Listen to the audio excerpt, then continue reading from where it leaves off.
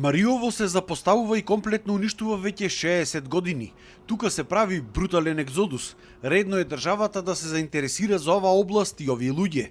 Со вакви пораки денеска мариовци излегоа на протест и го блокираа регионалниот пат при Лепвитолиште, кој што е единствената врска на Мариово со светот.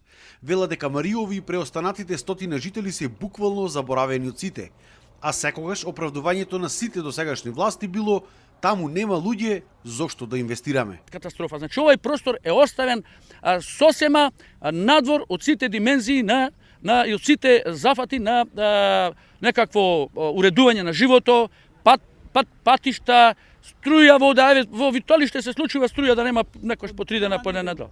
Тие луѓе што се колку се толку се, а посебно тие што поинаку се однесува со тој простор, има потреба, разновидни потреби има, таму се движат дали за пчели, дали за авантуристички причини, дали за риболов, дали за лов, дали за особено црквите, кои што прават згради на 1300 метри надморска височина, таму со пат лош со никаков.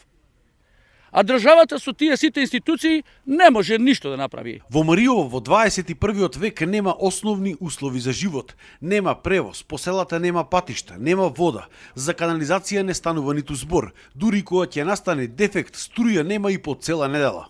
Одам таму, имам пчели. За превоз немаме, не можам да најдем превоз.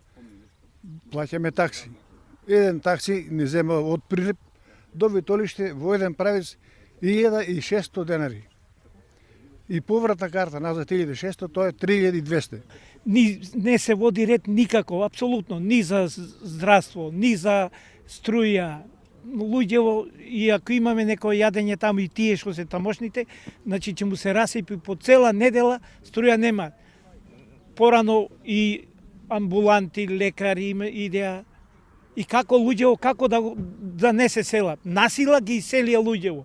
Жителите велат државата ги крши законите и нивните основни човекови права. Законски обврски има да го одржува патот, да уредува таму здравство, да следат социјала, да ги следат проблемите на земјоделците, на пчеларите, на сточарите, на рибарите, ако сакате. Законска обврска има. Тоа е регулирано во посебните закони. Во нив убаво стои. Дури сега вака ќе кажам. Ако тие законските обврски не се ги исполнуваат или ги прекршуваат на некој начин, што следи?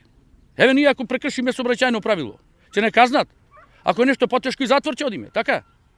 А од каде се како нивната одговорност да ја решиме? Мариовци се заканија дека ќе ги радикализираат мерките доколку и понатаму никој не презема ништо за оваа област.